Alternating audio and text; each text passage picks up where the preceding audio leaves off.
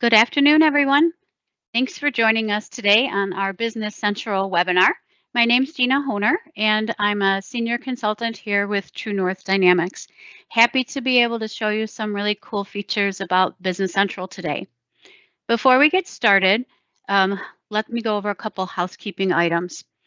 If you have any questions as we're going along, the Q&A is open, so go ahead and put your questions in there. We'll either answer them real time or save them to the end of our webinar. And once the webinar is finished, we will be sending out the recording along with the slide deck. So with that, let's get started. There we go. So what we're going to talk about today, you might see a theme here. We've got some features, cool, really cool, and super cool features. The meat of our presentation is really going to be the demonstration. Okay, after our demo, we've got time scheduled for some Q&A. So some of the things we're going to talk about today, Business Central is a cloud product. You can work from anywhere on any device. All you need is an internet connection and a URL, and you are off to the races. We have a universal search function within the application. So we know how regular searches work, right? Click on the search, type in something that you're looking for. In Business Central, it might be a page or a specific report. It's a general way to navigate the system. Well, in addition to normal types of searching, the universal search allows you to search the company data. So maybe you have an invoice number and you don't remember where it's from. You can type that into the search function and search data. We're going to take a look at that in just a little bit. Personalization allows our end users to make changes to their Business Central pages. So there's going to be things on the pages that that particular user may not need. They may want to remove them. They may want to change the order of fields or columns. They might even want to add some columns or fields to their particular page. Personalization is designed for end users, and the changes that the user makes are just for their login only and for the companies they have access to. So it is truly a personalized personalization. It's just for that user. Dimensions is the power that we have in Business Central. If you think about your chart of accounts, you might have an account number that has multiple segments. Well, in Business Central, you'll notice the account number is just your main account segment. The other segments of an account can filter into dimensions. So what do I think about? Well, when we're talking with someone, I'll say, what kind of reporting are you looking for? So I start out with the end in mind. I'd like to report by departments or divisions. Maybe you have teams or areas. That's what your dimensions are for. You'll be able to create codes and assign values to those codes. And then we assign them to our master records and transactions. We capture that level of detail of your data, and you're able to report back on it. Really cool features. Well, of course, we have to talk about Excel, right? Business Central has a deep integration with Excel and Word. We can easily bring data into Business Central using an Excel file. We can get data out of Business Central using an Excel file. And then we have some newer features here, and that's our statistical and allocation accounts. Now, a statistical account will track non-financial information. Think headcount for a department, square footage, number of patients, number of beds. So information that is not financial in nature for our general ledger, but certainly can be used in formulas. And they're oftentimes used with allocation accounts. There's two types of allocation accounts, fixed and variable. A fixed allocation account will allow you to distribute a fixed percentage of a transaction amount to various GL accounts, GL account and dimension combinations even. Where the variable allocation, it's still going to distribute a percentage amount of the transaction to the various accounts or account and dimension combinations. But this time the percentage changes. So that percent, how it's calculated, is based on another factor. It's typically the statistical account, All right, so we're going to take a look at these items here, and it's going to make a lot more sense to you. And you'll see that you can import you can use these for important reports. You can add them to your financial statements with our formulas too. And then our super cool features. Our list pages have a feature called Analyze. So oftentimes there's a lot of data on a page, and you might, say, well, I want to slice and dice this data and look at some details here. The Analyze feature is going to allow you to do that within Business Central and then maybe even export it to Excel. The analysis views are similar from an Analyze standpoint. So analysis view is going to now take a look at your dimensions and their values. And we're going to give you deep dive information onto your dimension information. The analysis views can be viewed on their own, and they can even be attached to your financial reports. And we're going to take looks at those too. Microsoft has come out with 8 new Excel reports on the latest version. So Microsoft gives them to us here in Business Central. We're going to take a look at them. We're told that there's more to come. So there's 8 with this version. They're pretty reports. You can just go ahead and launch them and download them, and you'll have a regular old Excel file for them. And then the last thing we're going to look at today is Copilot. So Copilot is Microsoft's AI tool. And we have Copilot pretty embedded in Business Central now. There's lots of fun things you can do with it. In addition to fun things, I'm going to show you some actual practical ways to use Copilot today. So with that, we're going to hop on over to Business Central and start taking a look at these cool features. When I log in, I'm here on my Role Center page. The page has been designed based on a role that I've assigned to myself. Let's talk about this search feature. In the upper right-hand corner, I have a looking glass. I'll go ahead and click on that search. Now, this is a general way to navigate throughout Business Central. Maybe you're looking for how do I enter a purchase invoice? And if you notice, I've got some typos in there. Well, Business Central is smart and says, hey, what are you looking for? And then gives you some choices right here. Okay, I can select the page that I'm looking for, and it brings me right there. Okay, so that's our general search. That's what most people know the search button here for. But today I come back and I have a sticky note on my desk, and someone says to me, go and look up 103196. I have no idea what it is. Is it a person? Is it a place? Is it a thing? So I use my search. I typed in this number, and I'm going to search company data. This is where the universal search comes in. We're actually searching data, not pages, not reports, but just live data here in BC. So we give you the top 3 in various categories here. You can drill down on any of them. You can see full lists here too. And what this 103196 is it looks like it's a sales invoice number. So now I can go back to my coworker and I can give them the information on this right away. The other thing I have on my desk is someone said, we have a new customer, and I don't remember their name, but I know that the word publish is in there. So I'm going to use this universal search again, and I'm going to look for the word publish. Well, first of all, it's not a customer. I can see right away it's a vendor. So I'll make that correction with my coworker, and I'll give them the name.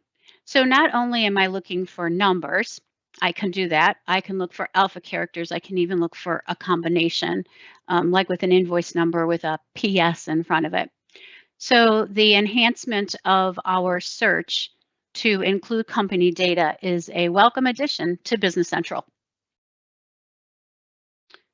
Now, as an end user, when I look at pages, there's a lot of information on them. I'm going to look at my vendor ledger entries. This page shows me all the activity for my vendors since day 1. Now, I don't have a really wide monitor, and I don't like scrolling left and right, but this has a lot of columns on it. And if you look carefully, you'll see some of those columns, it looks like it's got the same number. With multi-currency environments, Business Central wants to make sure that you understand which columns have different currencies in them. That's why you see multiple columns. But there is a lot on this page that I don't need. And I want to use the personalization feature to either remove columns, change columns around. Maybe there's even something I want to add here. As I mentioned earlier, it is an end user tool. It is very simple to use. And I will turn it on by selecting my settings icon in the upper right-hand corner of the page. And I'm going to come down to personalize. Now, once it's turned on, as I hover over column headings, you'll see I get a red rectangle. No, red triangle. I'm going to go ahead and click on that triangle, and I'm going to hide this. I don't need creditor number. I don't have multi-currency, so I don't need currency code. Maybe I want my payment method to be moved up next to description. So I'm going through here and I'm making changes to columns as I go along. And these changes that I'm making are for my user and the companies that I have access to. There's also a plus field button, the upper left-hand corner. And when I select that, I will get a whole list of fields that I can add to this particular list. There's a whole big range. Maybe there's more information that I would like to see for this list page. When I'm finished, I'll go ahead and press done. And you'll notice those changes have already been made. Those columns that I had here for creditor, gone. And I changed, I think I took away one of the amount columns. So right away, you can see those differences. Another place that's good for personalization comes with your master records.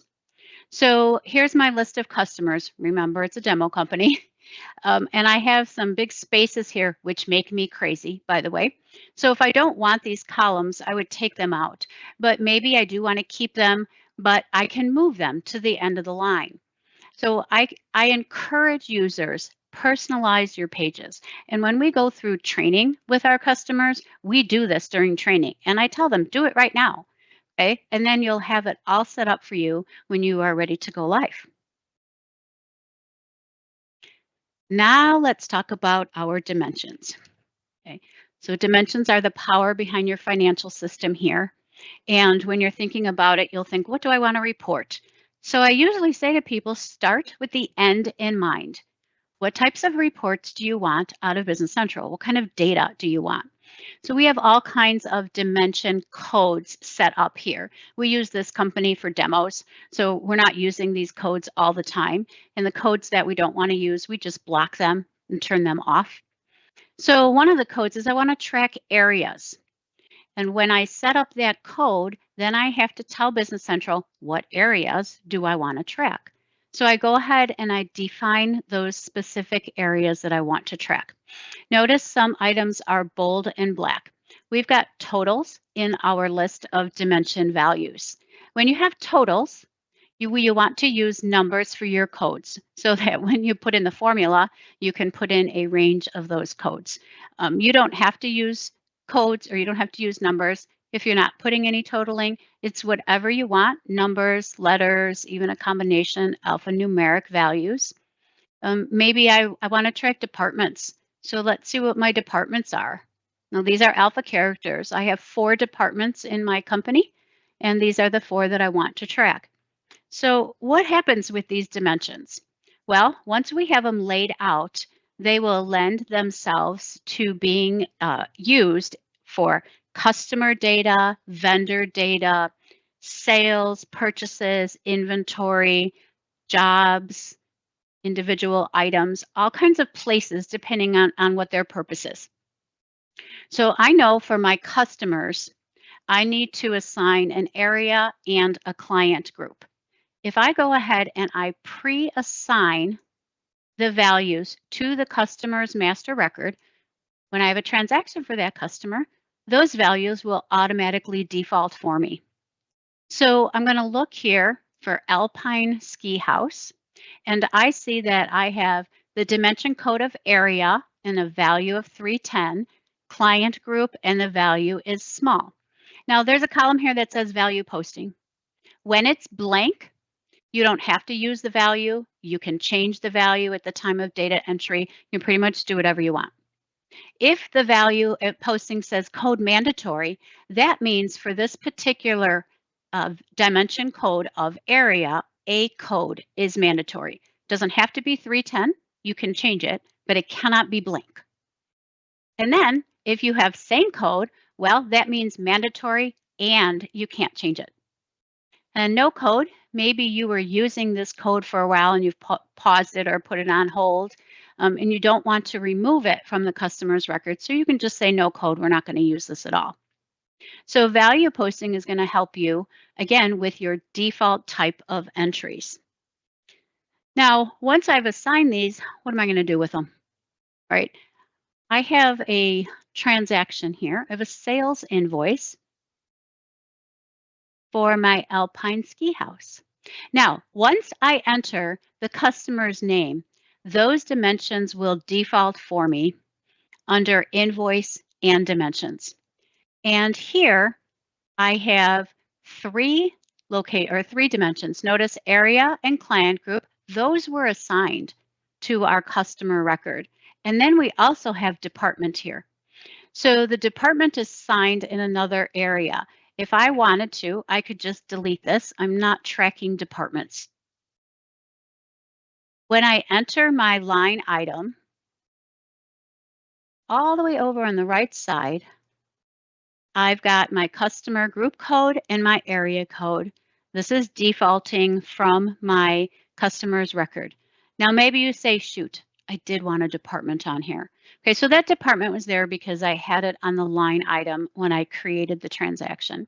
So I can come back here, and if I select my code called department, I can select which department I want it to be in. So right here, you can see your first 4 dimensions. Now, by default, we allow you 8 dimension codes out of the box. 2 of those dimension codes are considered your global dimensions. They're the most important dimensions to you, and they are most widely available through the system. My line item here by default is showing me my dimension codes 1 through 4, but I know that I have other dimensions set up. And if I wanted, I could come in here and I can use some of these other dimensions if it were applicable to this particular invoice. So we go on along in life and we enter and post our transactions. I'm just going to do a preview so you can see what this looks like. When this transaction posts, it's going to be including those 3 dimension values. So I have, this is what I'll call it a posting journal, but this is what your preview looks like. Notice it's got our customer group and it has our area code. And then for our line items, it also has our department. So these 2 were pre-assigned to the customer. That's why you see them for all the entries. And these, the department was assigned just on the line item. So life goes on and you're entering dimension values and you're posting and you're wondering, well, what am I going to do with all this data? Where is it? What can I see for it? Well, let's take a look quickly at a chart of accounts. Now, in my chart of accounts, I have a report here that allows me to name one of my global dimensions, and it's going to give me a trial balance based on that global dimension. It's a really cool trial balance. So let's take a look at it. I want to report by area, and I don't need to see any accounts that have 0 balances. I want this to go to Excel, and I'm looking to report just for April. Now, because I'm sending this to Excel, it doesn't matter if I do a preview or a print, nothing will show up on my screen, but it will create the Excel file right away. So we'll just try and be patient as it goes through and creates our file. And here is the Excel file for us.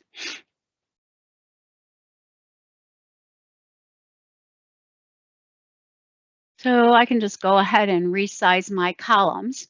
And if you notice here, these are all our area codes. These are the actual codes that we set up for the dimension values. As I scroll down, I can see that area 310 is pretty popular. You might be looking at, like, this is a good row to look at. So it's distributed amongst all of my individual dimension values, but the footing it across does not total this. The difference here is transactions posted without the dimension values. And that happens often with your balance sheet items. When we come down to the P&L section, then you see more information that ties out going across, because typically it's the P&L where we want to do our reporting. So here's one way to look at your dimension information. But I'm going to up the picture a little bit here, and I'm going to show you an analysis view, if I can spell it. Analysis views allow you to take your dimension codes and report by them by slicing and dicing the data in so many different ways you can't imagine. So let me show you. I created this one. I just called it analysis. And when we create it, we just give it a code and a name, and we're typically pulling data from our general ledger accounts, and here's the range of accounts. Right, the setup is very simple. I want Business Central to be able to report as finite as a day. And so we're going to start capturing the information as of 1/1/24. Now the dimensions that I want to be able to report for on this view are client group and area. Now let's take a look without me doing anything special at all. I'm going to choose this button that says Analysis by Dimensions. I'm going to put in a date range here. So I want to report from January through June. I'm going to report by month because that's what the matrix is going to give me. Now, when I show the matrix, it shows me my GL accounts as my rows and my periods as my columns. And you guys are saying, what's the big deal, right? There is nothing here for dimensions. It looks just like a regular little report. Well, I wanted you to see it out of the box, what it looks like without making any changes. Now I say, I don't want my lines to be my GL account anymore. Nope, I want them to be the area. Now let's take a look at the matrix. Now the matrix, my rows are my areas, my columns are still my periods. And what it's doing is it's summing up that range of GL accounts. And of course, you've got drill downs here. So you can drill down and you can see all the transactions that make up the balance for that particular area and period. Now I'm going to take it one more step. And I'm going to change my columns from period to client group. And let's look at this matrix. With just, that was 1, 2, 3 mouse clicks, I now have my areas and I have my values, my GL values, broken out between large, medium, and small business. Okay, that's a really cool feature. You can send this to Excel. You can play around with it, do whatever you want. But the analysis views at this level right here are very powerful. But I'm going to take it a step further. Let's take a look at a financial report. I created this little report called Rev CPYTD. Okay, revenue, current period, year to date. Notice that I have my row analysis view named analysis assigned to this report. Okay. I'm going to open it up. And I'm running it for the period of April once again. And you'll see here are my GL accounts, and I have current period and year to date. So again, you're saying, what's the big deal, Gina? I don't see anything else that interests me. But if you keep scrolling down, look what we see down here. Here is my area. So these are my area totals from those dimension values. And now I have current period and year to date numbers based on areas. So in addition to GL, I have added to this report my analysis view, which is set up to show me totals by area.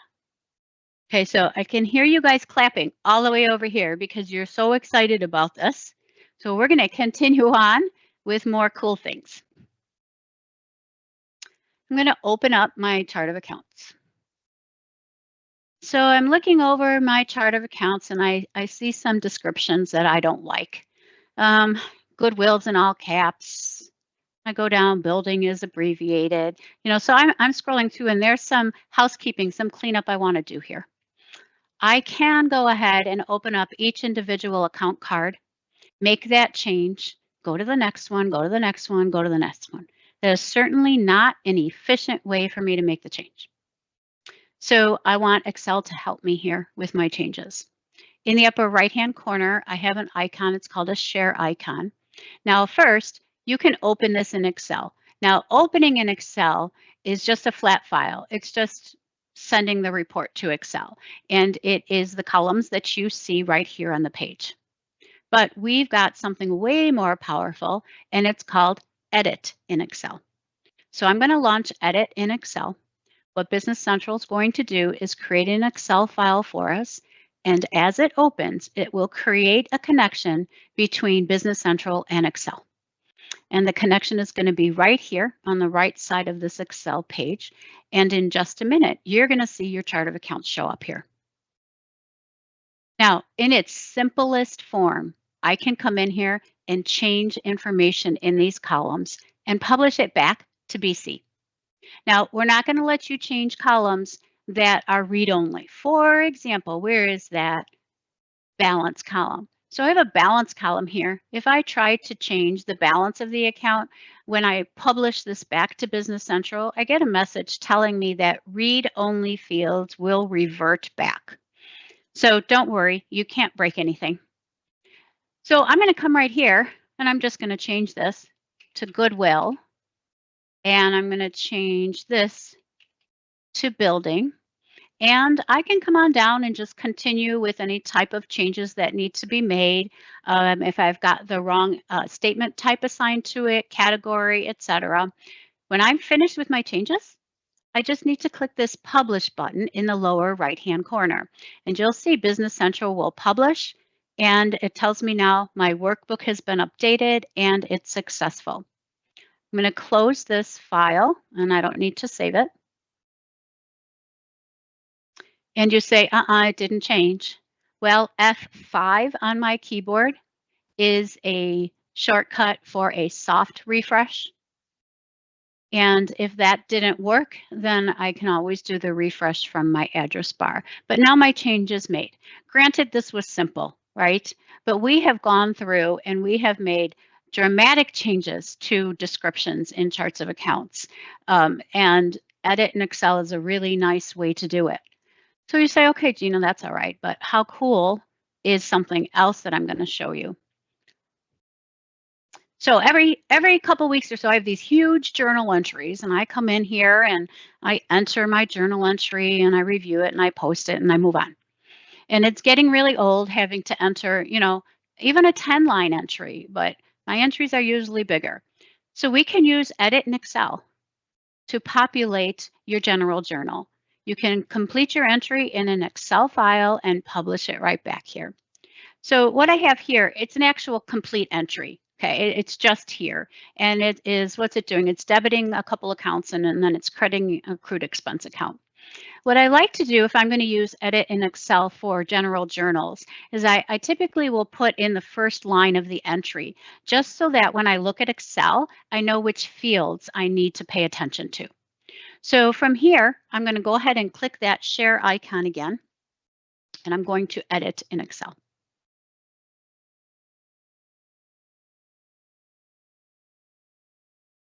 And I will open this file.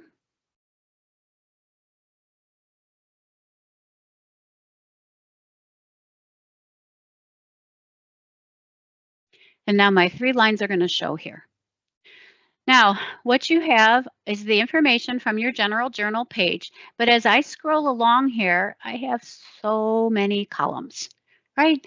Well, this time when you're editing in Excel, Business Central gives you all the fields in the table.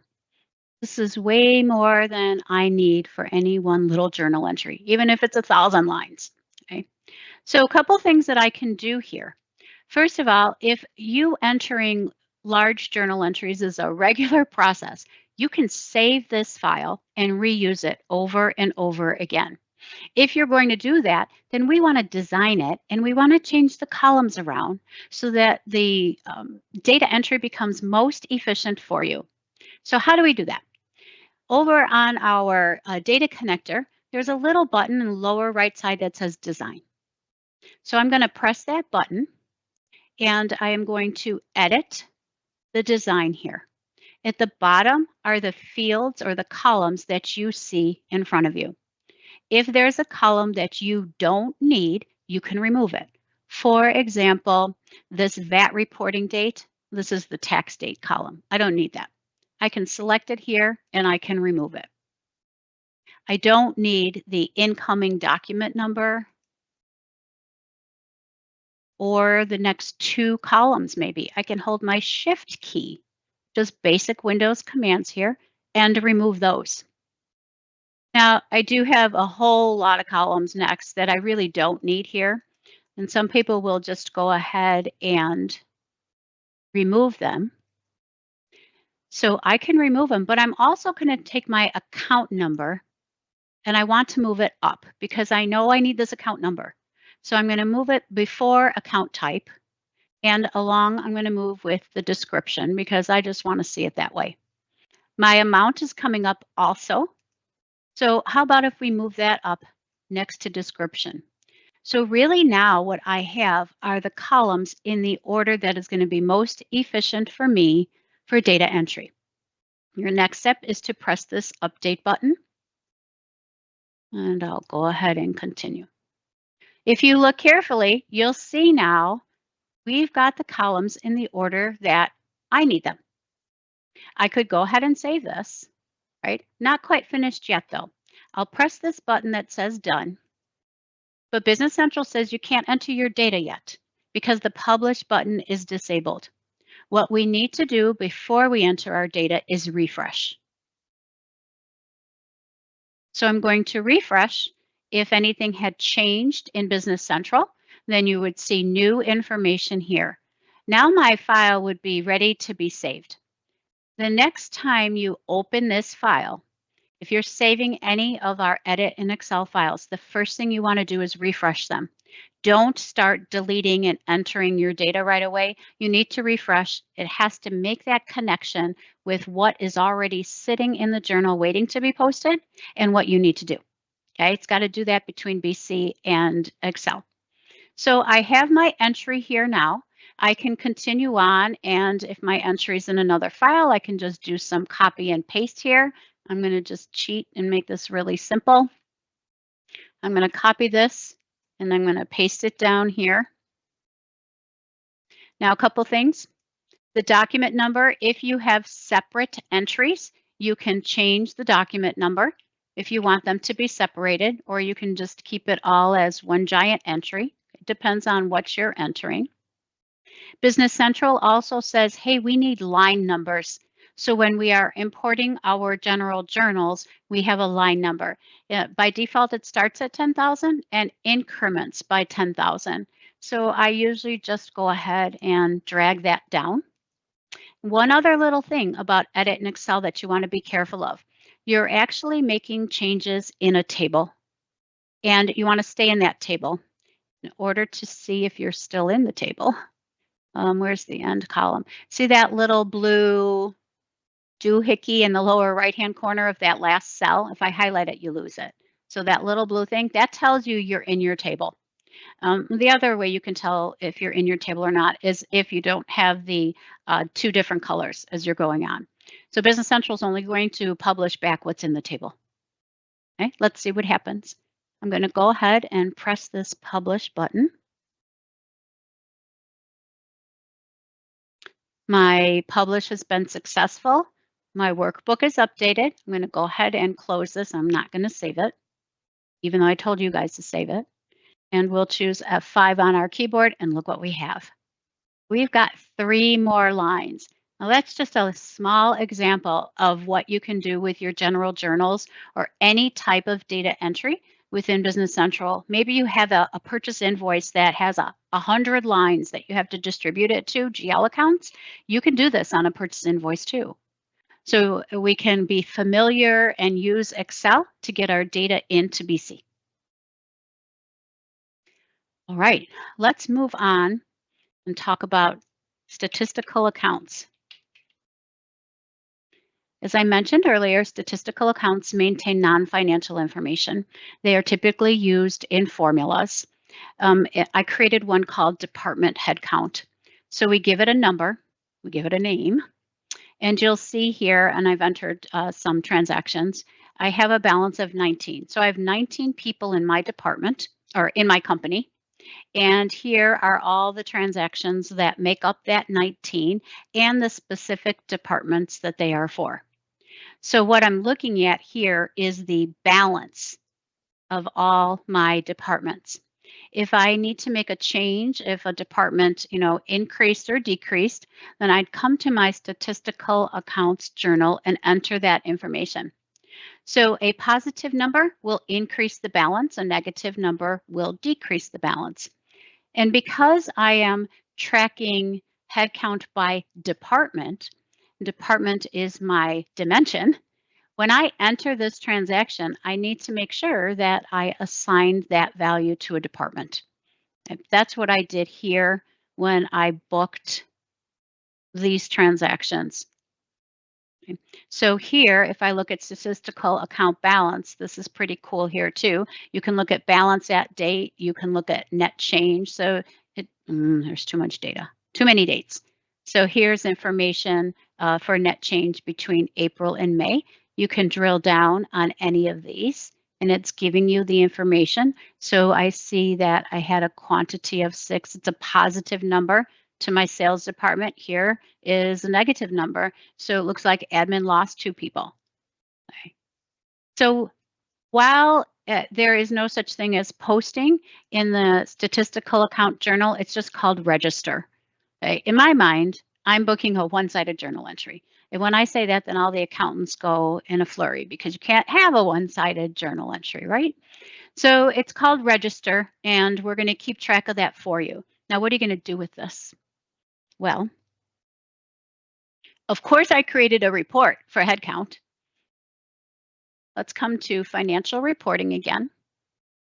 I have a report called headcount, and look at this. There is an analysis view assigned to it. Okay, let me go ahead and look at this report. I'm going to run it for today's date. Here I have my head count. This is my row, and I've got 19. And then my analysis view has broken it out between my 4 departments for me. So when I add these up together, this is 19. So it's just the proof of my head count statistical account balance. You're not very wowed about this. It's kind of dull information, but watch what we're going to do with it. The other thing that we have in Business Central are allocation accounts. Now, people are afraid of allocation accounts, and I don't want you to be afraid of them. We have fixed and variable. Let's look at fixed first. So my allocation account number is 73300, and I want to allocate my workers' comp expense. And I'm going to allocate the expense over for my 4 departments, and it's going to just be equal. I can change this share amount, the percentage, anytime I want. And if you notice, where I want this account to be posting to is these 4 GL accounts. And you say, Gina, it's the same one. Okay, I did that on purpose. My allocation account number is the same as my destination account number. It just makes sense in my mind, okay? You can do it any way that you want, but I know here that this 73300 is a GL account. I also know, because I set it up, I assigned a department dimension to it. So I'm on the last one. The last one is sales. The first account where you see your little arrow is my admin. So that's why you see the same account number 4 times. It's account number dimension combination. So if I went ahead and I entered a transaction for this. This is a test, and it gives you $1,000, and it says based on the settings that you've just created, this is the amounts that would be assigned to each one of the account number department combinations. So let's take a look at this in an actual purchase invoice. My purchase invoice, this is your AP transactions. My line here says allocation account. This is not a GL account. It's my allocation account. The invoice came in for $1,000. When I post this, and I'm just going to do a preview, it's going to show me 5 entries for the general ledger. It's going to break out the amount for each of the 4 departments, and then AP will be the other side of the entry. So now I've got 73300, but I have my individual departments assigned here. So pretty nice. People like to use fixed allocation accounts when you have an amount that isn't going to change too often. But I love the variable allocation accounts. People shy away from them because they think they're too complicated, but they really aren't. So I created a variable allocation account here, and I want to allocate, I get invoices for pension fees, and I want to allocate that based on the number of people in each department. Thus, my statistical account of headcount is coming into play here. I want to be able to post to each of my pension fee expense and department combinations. That's my ultimate goal, where I want to end up. Now, how am I going to end up there? Well, what Business Central is going to do, and remember, we've got 19, total of 19 employees in our company. Business Central is going to look at the balance of the admin department statistical account, and it's going to take that number, I believe it's 4, divided by 19. Then that percentage times my invoice amount is what will be posted to 72210 admin. It'll keep going down the line, and basically what percentage of each individual department is it of our overall total of 19. Now we can take a look at a test here too. Oh, there was 4. Okay, so if I take 4 divided by 19, I have 21.05% times my $1,000 test. 21053 is what will be posted to my admin department. Okay, so let's look at it in real life, because I have a purchase invoice for it.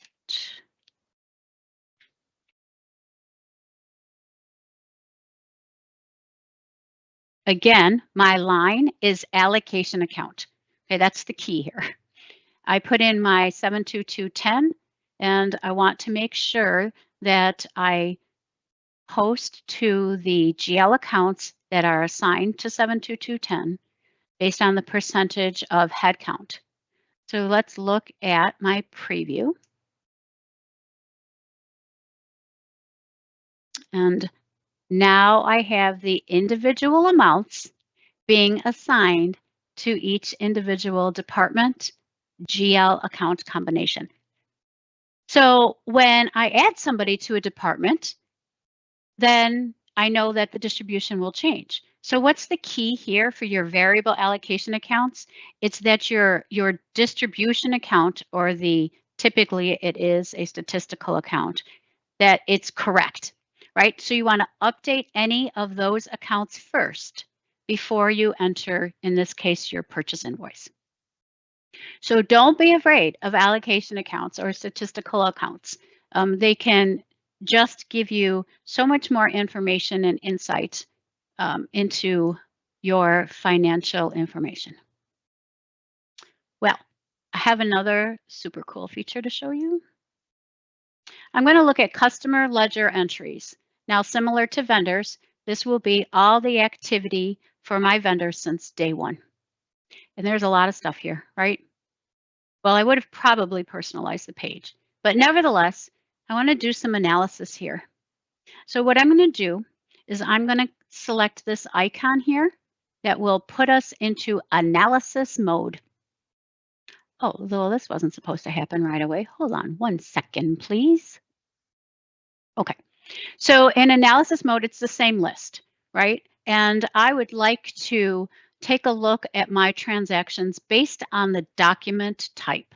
So I'm going to drag my document type over here, and it's going to group my rows by document type. Now I want a pivot table out of this. So I'm going to choose pivot. And now if you look at your column headings, they appear to be redundant, but they're not. Nevertheless, we can come in here and we can turn off a bunch of these columns that we don't need, right? So I'm just going to, by unchecking the check boxes, only keep the columns that I want. There's some down here. I don't want these. This is discount information and tolerance. Okay, now it looks a little nicer for me. What you're looking at are numbers since day one though. So I'm going to select this tab on the far right side that says Analysis Filters. And I would like to see, based on quarter information, what did we do in quarter two? Now this is quarter two of the current year. Now here, I love this. I'm like, this is cool information. What can I do with this? Well, I can click on the down arrow next to this name called Analysis 1. I also can right mouse click, does the same thing. All right. I can rename it. I can give it a name that has meaning and save it. Right. I can duplicate it. Maybe there's something else I want to work on and I don't want to start from scratch. Send a link to a coworker who has a license for Business Central. They'll be able to open this right up. If you have, you can click the plus sign to create more analyze views here and change the order of them. And then we've got some deletes. So we want you to be able to have a whole bunch of these going across here with cool information, but you're just looking at it here, right? Well, if you right mouse click anywhere in the data area, look what else we can do. We can copy it with headers and even group headers together. But down at the bottom is our export.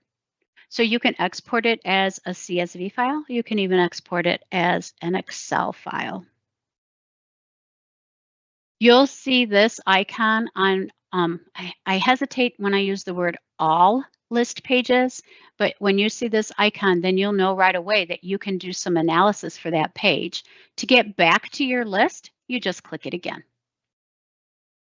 Now, if I click it like I did when I first came into this page, it's going to go right to any analyses that you currently had saved. Data, data, data. That's what we want you to be able to get to here.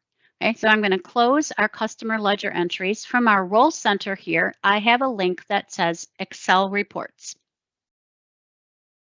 And any of these 8 bottom ones are the new ones. Okay, let's just take a look at the aged accounts receivable report. I can put in the information for my aging. I'm just going to go ahead and download this right away.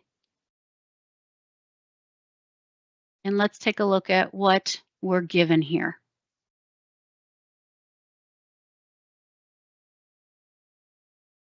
Once I enable content, and the data will appear. Those of you that like pivot tables will love this. So I can say pivot table, and that's about it. So what it's doing here for us is it's grouping the information together. I mean, I only have 5 customers. And I can see here that I clicked on my total, 95, 510 and some change is the total of our AR. And if you wanted to make changes, you have all kinds of information here right at your fingertips. This is your Excel file now. It is not within Business Central. It's what you want to do with it. And we have those 8 new ones here. Okay. Now, there is a customer top list. And it's not top 10, it's top whatever you want, right? So I want to see top 3. This one is not a pivot table, but it's a chart.